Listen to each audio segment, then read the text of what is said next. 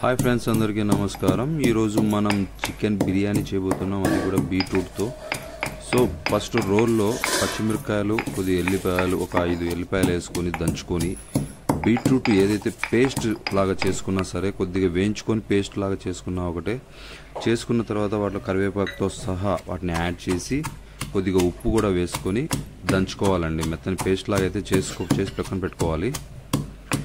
So ఇలా చేసుకున్న మిశ్రమాన్ని మనం పక్కన తీసుకున్న చికెన్లో మ్యారినేట్ అయితే చేయాలి. దీంట్లో అడిషనల్గా పసుపు, 1 స్పూన్ పసుపు, 2 స్పూన్ల కారం పొడి, ఉప్పు సరిపడేంత వేసుకొని మ్యారినేట్ చేసుకొని పెట్టుకోవాలి. నేనైతే పెరుగు అయితే యాడ్ చేసుకోవట్లేదు. సో ఈ విధంగా ఉప్పు వేసుకున్న తర్వాత బాగా అన్ని మసాలా బాగా పట్టుకునేలా మొత్తాన్ని ముక్కకు పట్టుకునే విధంగా బాగా మ్యారినేట్ అయితే చేసుకొని ఒక బౌల్ వేసి మూత పెట్టేసి ఫ్రిడ్జ్ ఉంటే ఫ్రిడ్జ్లో పెట్టుకోండి, లేదంటే బయటనే పెట్టుకోండి. నేనైతే 1.5 అవర్ బయట పెట్టుకున్నాను. అల్లం కొత్తిమీర పేస్ట్ కూడా యాడ్ చేసుకొని 1.5 అవర్ అయితే పక్కన పెట్టుకోండి. సో నేనైతే పెట్టాను. మీరు ఇంకా అడిషనల్ టైం ఉంటే పెట్టుకోవచ్చు, లేదంటే తొందరగా చేసుకోవాలంటే తొందరగా చేసుకోవచ్చు.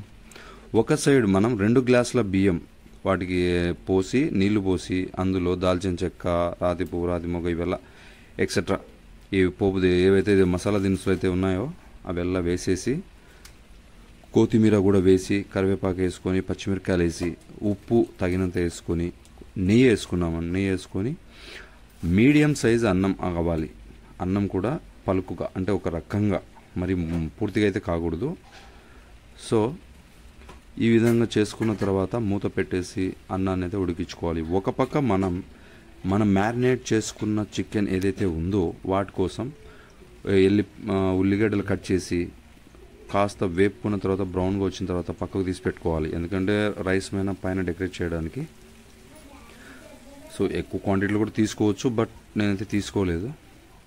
సో చికెన్ ఏదైతే మ్యారినేట్ చేసుకున్నామో అది వేసిన తర్వాత ఉల్లిగడ్డలు కట్ చేసుకొని పైన వేసుకోండి. కాస్త ఈ పెన్నంలో మగ్గిన తర్వాత మనం రైస్ కుక్కర్లో తీసుకొని ఒక 2 మినిట్స్ అంతేనండి. చికెన్ అయితే మొత్తం ఇదైపోతుంది, ఆయిల్ వీలంతా పట్టేస్తుంది.